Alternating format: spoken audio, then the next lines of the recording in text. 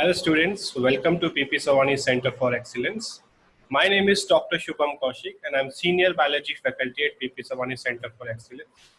So, this is an orientation lecture for NEET aspirants. जो भी बच्चे NEET करना चाहते हैं, जिन्होंने बायोलॉजी लिया है, उनके लिए हमने सबसे पहले ये एक ओरिएंटेशन लेक्चर लगाया, ठीक है। तो हम लोग इसमें आपको समझाएंगे कि कैसे आप इस फील्ड में आगे जा सकते हैं, आप बायोलॉजी के बाद क्या क्या कर सकते हैं, ठीक है। आप डॉक्टर क्यों बनना चाहते हैं, डॉक्टर बन के आपको क्या फायदा है, वो सारी चीजें हम इस लेक्चर में कवर अप करेंगे, ठीक है। तो हम इसको शुरू करते हैं। आपको इस वीडियो में बहुत सारी चीजें समझ में आएंगी, जिससे आपको 2 साल जो आप 11th-12th पढ़ेंगे, बहुत सारी चीजें में फायदा होने वाला है। तो आप इस वीडियो को थोड़ा ध्यान से देखिए और समझिए कि बायोलॉजी लेने के बाद आप क्या क्या कर सकते हैं। तो देखते हैं हम लोग कि सबसे पहले जो बच्चों को टेंशन रहता है करियर का, कि आर्ट्स ले, साइंस ले, कॉमर्स ले, तो आप सब लोग इस चीज को तो ओवरकम कर चुके हो कि क्या लेना है। आप सब लोगों ने साइंस लिया है, ठीक है। तो अब साइंस में आके हम क्या कर सकते हैं, उस चीज को हम लोग यहाँ पर डिस्कस करेंगे। सबसे पहले the term science is actually used in a broad sense and it has two forms under its umbrella, that is pure science और applied science, ठीक है। तो जब हम साइंस में आगे पढ़ना चाहते हैं, साइंस में अपना करियर बनाना चाहते हैं, तो हमारे पास 2 ऑप्शन है। क्या हम प्योर साइंस में जाना चाहते हैं या अप्लाइड साइंस में जाना चाहते हैं, इन दोनों में क्या डिफरेंस है, इनकी जॉब्स में क्या डिफरेंसेस होते हैं, ये हम लोग आगे डिस्कस करते हैं इसमें, ठीक है। तो अप्लाइड साइंसेस, ठीक है, जो सबसे ज्यादा डिमांड में आज के जमाने में है, फ्यूचर के लिए है, दैट इज अप्लाइड साइंस, ठीक है। अप्लाइड साइंस में सबसे इंपॉर्टेंट डिग्री इसको हम बोल सकते हैं सबसे प्रेस्टिजियस डिग्री जो है वो है एमबीबीएस, ठीक है। एमबीबीएस का फुल फॉर्म बहुत सारे लोगों को अभी भी नहीं पता होगा, ठीक है। That is bachelor of medicine and bachelor of surgery. उसके बाद हम क्या कर सकते हैं, बीडीएस जो कि डेंटल सर्जरी कहलाता है, बीएएमएस कर सकते हैं, फिजिशियन बन सकते हैं, ऑप्टोमेट्रिस्ट बन सकते हैं, डेंटल सर्जन बन सकते हैं, फार्मासिस्ट बन सकते हैं, नर्सिंग एंड बहुत सारी फील्ड्स जो है इसमें हम लोग डिस्कस करेंगे, जो आप बायोलॉजी लेने के बाद कर सकते हैं। सबका जो है पहला चॉइस होता है एमबीबीएस। क्यों होता है, इस चीज को हम भी डिस्कस कर लेते हैं। तो एक क्वेश्चन जो है इंटरनेट पे एक बच्चे ने डाला, जो आप पढ़ सकते हो यहाँ पर स्क्रीन पे, कि I am presently class 12 student with biology stream, what are the career option for me in India apart from MBBS, ठीक है। I do have a slight pen towards physiology but I am not sure, ठीक है। तो आप जैसे ही किसी बच्चे ने एक क्वेश्चन जो है इंटरनेट पे डाला और एक जो है वेल रिनोन्ड डॉक्टर ने इसका आंसर दिया, ठीक है, जो इंडिया के वेल रिनोन्ड डॉक्टर है, उन्होंने इसका आंसर दिया, तो वो आंसर मैं आपको देना चाहता हूँ और इससे आपको भी बहुत सारी हेल्प मिलने वाली है। क्या लिखा उन्होंने, देखिए, not all student will choose medical stream as a career option after 12th PCB stream wish to become doctor और डेंटिस्ट, ठीक है। जरूरी नहीं है कि सारे बच्चे जो बायोलॉजी ले वो डॉक्टर ही बनना चाहते हो, डेंटिस्ट ही बनना चाहते हो, बट जो हमारी इंडियन सोसाइटी है वो ऐसा मानती है कि अगर किसी बच्चे ने बायोलॉजी ले लिया तो वो डॉक्टर ही बनेगा, ठीक है। और इसकी वजह से उस बच्चे पे एक प्रेशर आ जाता है, ठीक है, और वो अपने टैलेंट को नहीं उभार पाता, टैलेंट को बाहर नहीं ला पाता। वो और भी कुछ कर सकता था बट वो नहीं कर पाता है, ठीक है। ये क्यों होता है, जो उन्होंने लास्ट में लिखा यहाँ पर आप देख सकते हैं, lack of professional guidance result into disasters as when student realise that they are just running behind the crowd, ठीक है। तो जो प्रोफेशनल गाइडेंस बहुत सारे बच्चों को नहीं मिल पाती है, किसी की फैमिली में कोई बायोलॉजी स्ट्रीम नहीं लिया होता है, सारे फैमिली मेंबर्स कॉमर्स वाले होते हैं, तो उन बच्चों को जो है गाइडेंस नहीं मिल पाती है कि एक्चुअल में उस बच्चे को क्या करना चाहिए, ठीक है। तो हम यहाँ पर पीपी सवानी में आपको वो गाइडेंस देने वाले हैं। आपको समझ के पहले हम आपको समझेंगे, आपकी ब्रेन को समझेंगे कि आप किस चीज में आपको ज्यादा इंटरेस्ट है, वो आपको भी पता चलेगा, टीचर को भी पता चलेगा। उसके अकॉर्डिंग हम आपको मोल्ड करेंगे कि कौन से फील्ड में आप जा सकते हैं, कौन से फील्ड में आप एंजॉय कर सकते हैं जाके, ठीक है। तो स्टार्ट करते हैं। बायोलॉजी लेने के बाद क्या क्या करियर ऑप्शंस हमारे पास है। फर्स्ट है एग्रीकल्चर, ठीक है। As we know India is an agricultural country, ठीक है। तो इंडिया में एग्रीकल्चर का अपॉर्चुनिटी कभी खत्म नहीं होने वाला है, ठीक है। अब क्या क्या कर सकते हैं इसमें, फूड साइंस एंड टेक्नोलॉजी में हम जा सकते हैं, एग्रोनॉमी हम कर सकते हैं, हॉर्टिकल्चर कर सकते हैं, हम सॉइल साइंटिस्ट बन सकते हैं, एनिमल न्यूट्रिनिस्ट बन सकते हैं, और कुछ कॉलेजेस के नाम है जहां पर ये कोर्सेज कराए जाते हैं इंडिया में, ठीक है। सेकेंड ऑप्शन, हम बायोमेडिकल साइंसेस में जा सकते हैं। हम बायोमेडिकल साइंटिस्ट बन सकते हैं, जो वैक्सीन बनाते हैं, नए नए ड्रग्स बनाते हैं। और ये जो ऑप्शन है बायोमेडिकल साइंटिस्ट, ये दो तरीके से अचीव किया जा सकता है। आप एमबीबीएस करने के बाद भी जा सकते हैं, और आप बीएससी, एमएससी और पीएचडी करने के बाद भी जा सकते हैं। मोर वैल्यू उन साइंटिस्ट को मिलती है जो एमबीबीएस करके आए हैं, क्योंकि उनको दोनों का एक्सपीरियंस होता है, रिसर्च का भी एक्सपीरियंस होता है और उनको प्रैक्टिकल एक्सपीरियंस भी होता है, वो पेशेंट को ट्रीट भी कर सकते हैं। ठीक है, हम फॉरेंसिक साइंटिस्ट बन सकते हैं, ठीक है, जो एक्सटेंसिव जो है रिसर्च करते हैं, कैसे हम क्रिमिनल केसेस को सॉल्व करते हैं, वो सारी चीजें कर सकते हैं। इम्यूनोलॉजिस्ट बन सकते हैं, कैसे इम्यून सिस्टम को इम्प्रूव करना है। ठीक है, उसके बाद क्रिमिनोलॉजी बन सकते हैं, हम लोग क्रिमिनोलॉजी कर सकते हैं, जिसमें हम लोग क्रिमिनल्स को कैसे डिटेक्ट करना है, नई नई टेक्निक्स कैसे बनाने हैं, कैसे हम लोग बाहर बैठे बैठे एक दूसरे किसी आदमी का जो है डीएनए टेस्ट कर सकते हैं, उसके फिंगरप्रिंट टेस्ट कर सकते हैं, क्या डिफरेंसेस है दो लोगों के बीच में, उसके हम लोग नए जो है एप्लीकेशंस बना सकते हैं। थर्ड आता है हमारे पास बॉटनी, एक क्लासिकल फील्ड है जो हमेशा जो है काम करता है, क्योंकि एग्रीकल्चर कहीं ना कहीं बॉटनी पे डिपेंड होता है, तो वो हम कर सकते हैं। उसके बाद माइक्रोबायोलॉजी सबसे पुराना बायोलॉजी का फील्ड है। ठीक है, इसमें जो हम लोग बैक्टीरियाज, माइक्रोब्स के बारे में स्टडी करते हैं और उनका एप्लीकेशन हम अलग अलग इंडस्ट्री में देखते हैं, जैसे फार्मास्यूटिकल इंडस्ट्री है, ठीक है, हेल्थ सेक्टर है, फूड इंडस्ट्री है, ब्रूवरी इंडस्ट्री, हम जितने सारे प्रोडक्ट्स हम खाते हैं, ब्रेड, कुकीज, दही, याकुल्ट, ये सारे जो है वो माइक्रोबायोलॉजी के प्रोडक्ट्स हैं। ठीक है, प्रोबायोटिक्स आज के जमाने में जो एक नया चल रहा है प्रोबायोटिक्स, वो भी एक माइक्रोबायोलॉजी का प्रोडक्ट है।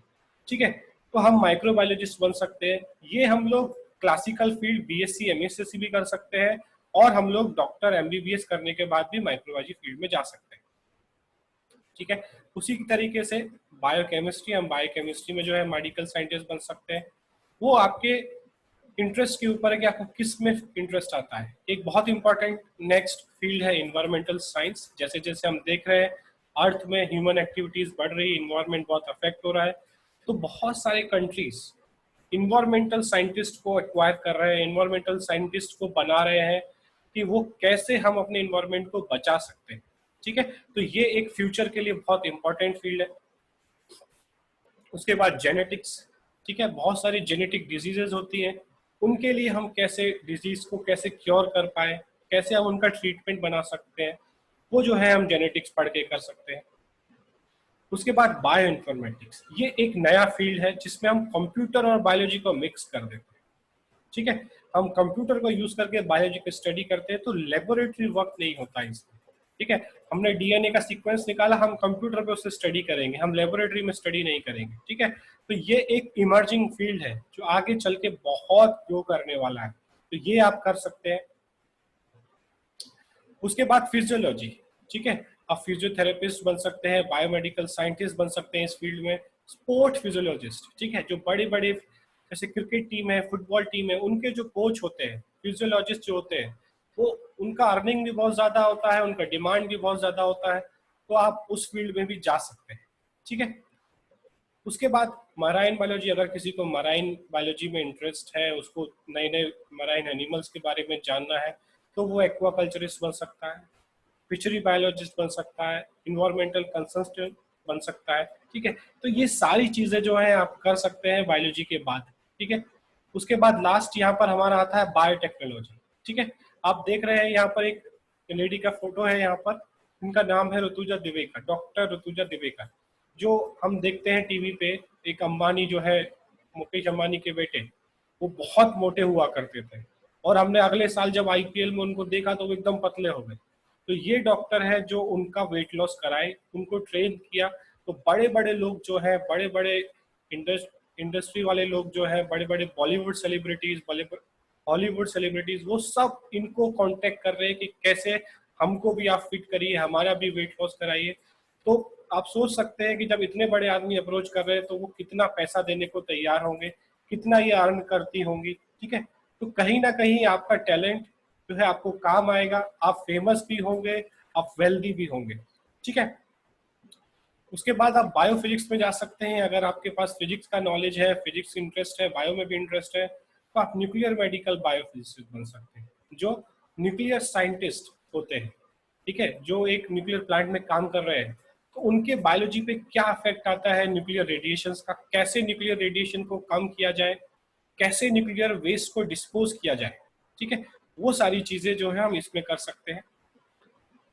उसके बाद अलाइड मेडिकल साइंसेज हैं, ये जो है वो मेडिकल फील्ड में ही अलग अलग फील्ड्स हैं, तो आप एमबीबीएस आप करेंगे, उसके बाद आप ये सारी चीजों में जो है पोस्ट ग्रेजुएशन में जा सकते हैं, ठीक है।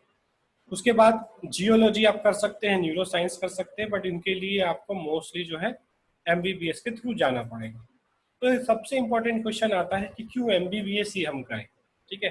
ये इतने सारे आपने जो है बताए, आप पूछोगे सर आपने मुझे इतने सारे फील्ड्स बताए, फिर आप फाइनली एमबीबीएस पे क्यों आ गए, ठीक है। तो क्यों हम एमबीबीएस करें, उसके हम कुछ इंपॉर्टेंट पॉइंट्स हमने नोट डाउन किए हैं, वो हम देख लेते हैं। सबसे इंपॉर्टेंट जो जॉब सेटिस्फेक्शन जो है वो डॉक्टर्स में सबसे ज्यादा पाया गया, रिसर्च जो किया गया, जॉब सेटिस्फेक्शन डॉक्टर्स में बहुत ज्यादा है। क्यों? क्योंकि वो उनके पास एक दूसरों को हेल्प करने का अपॉर्चुनिटी होता है, और हमको पता है जब भी हम लोग दूसरों को हेल्प करते हैं तो एक इंटरनल सेटिस्फेक्शन हमको मिलता है, ठीक है। तो उस इंटरनल सेटिस्फेक्शन को हम इस फील्ड के थ्रू पा सकते हैं, हम दूसरे की हेल्प भी कर सकते हैं। और तीसरा पॉइंट, सबसे ज्यादा हाई पेइंग सैलरी जो होती है वो डॉक्टर्स की होती है, ठीक है। तो आप कोई भी फील्ड में जाएं, अल्टीमेट एक पोर्शन हमारे लाइफ का रहता है कि हम पैसा कैसे कमाएं, ठीक है।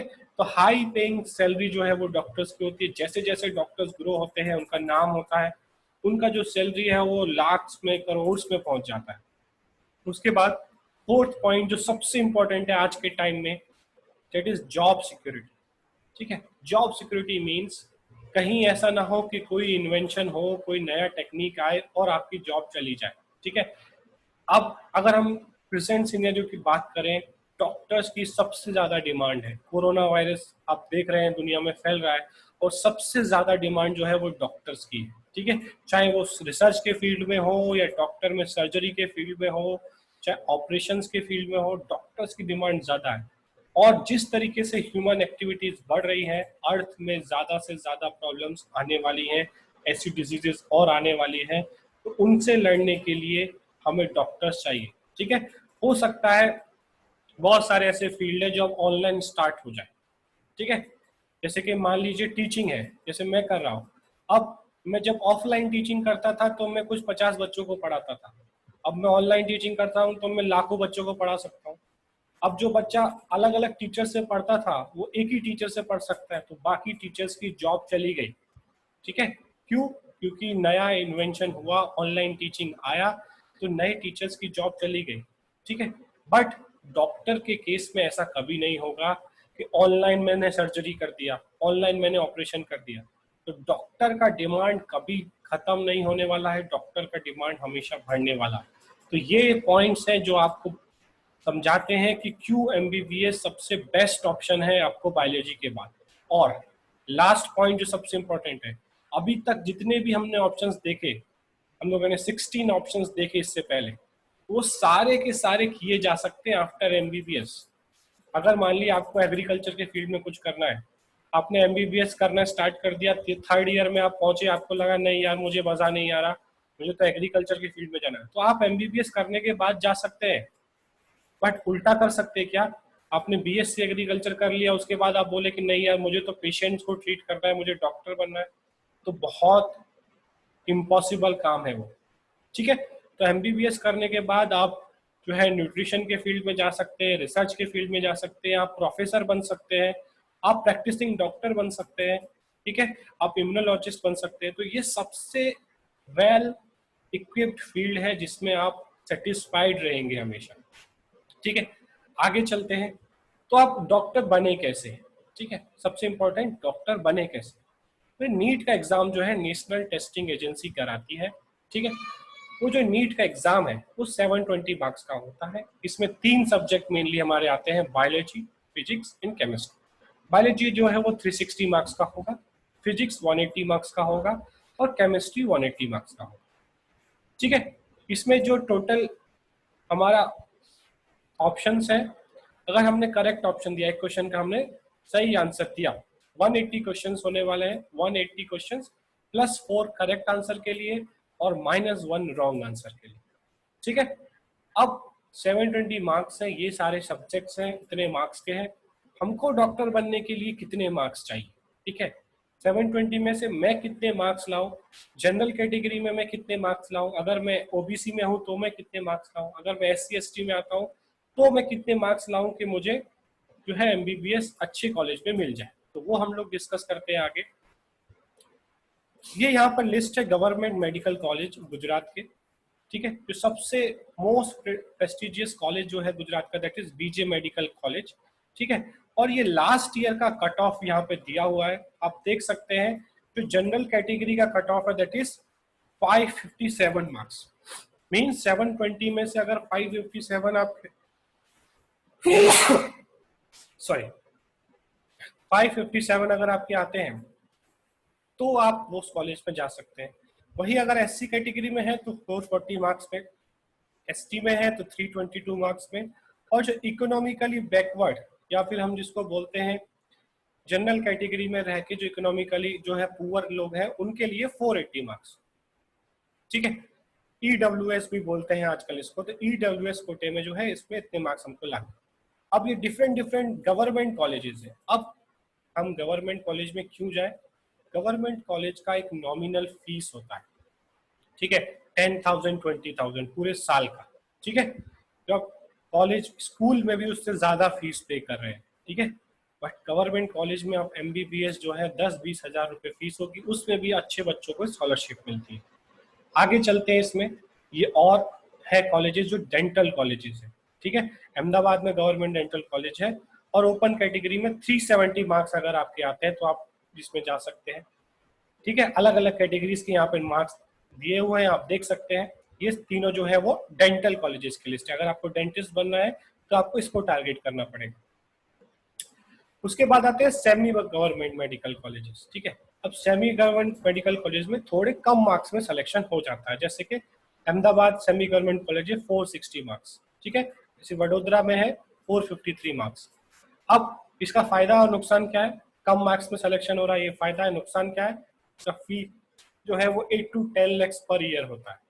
गवर्नमेंट कॉलेज में 10 से 20 हजार पर ईयर, यहाँ पर 8 to 10 lakhs। तो आपका खर्चा, आपके पेरेंट्स का खर्चा बहुत बढ़ गया। ठीक है, आगे चलते हैं इसमें।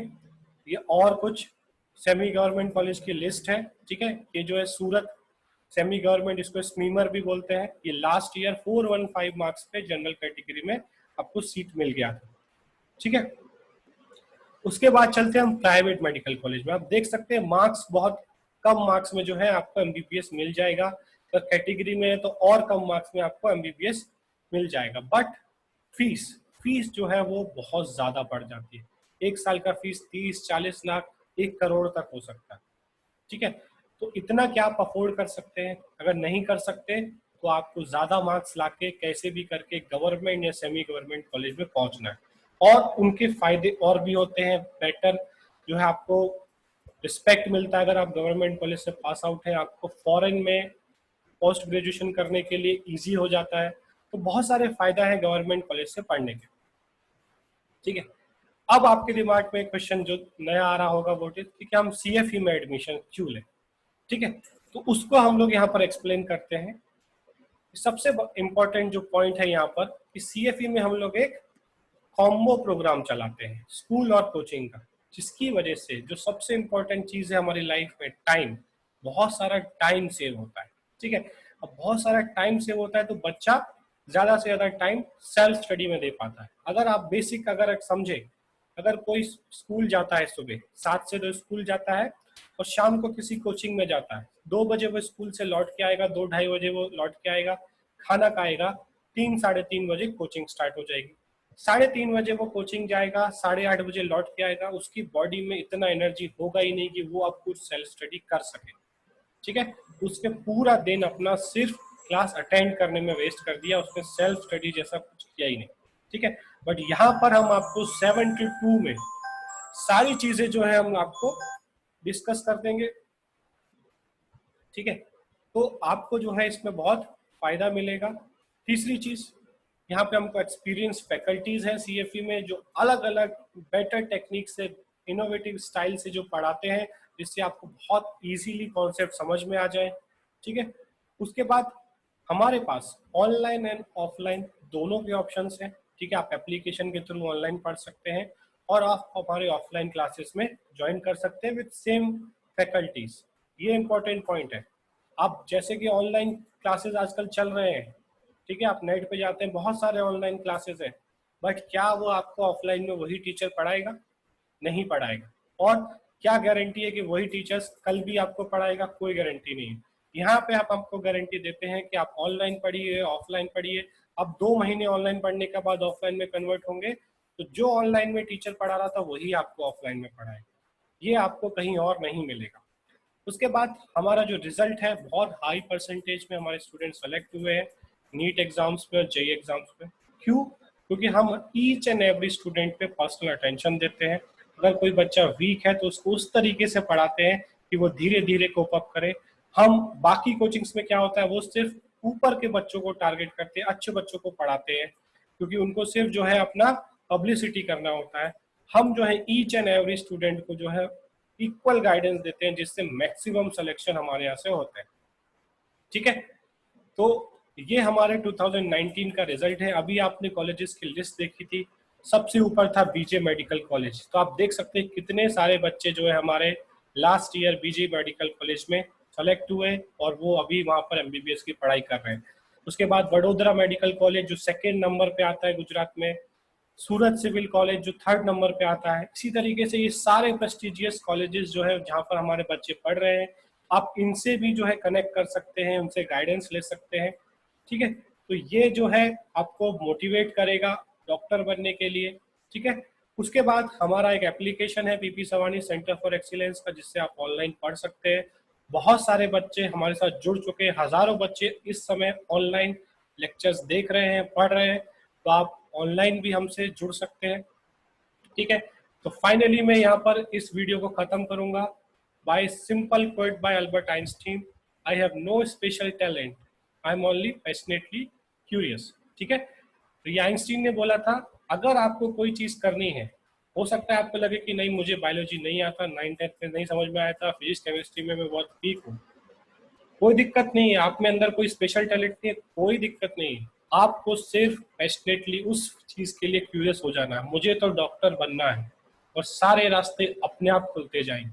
आपको सिर्फ सीरियस होना है अपने टारगेट के लिए। ठीक है, तो ये चीज आपको ध्यान रखनी है कि आपको सीरियस होकर पढ़ाई करनी है, बाकी गारंटी हमारी है कि आपको कैसे डॉक्टर बनाए।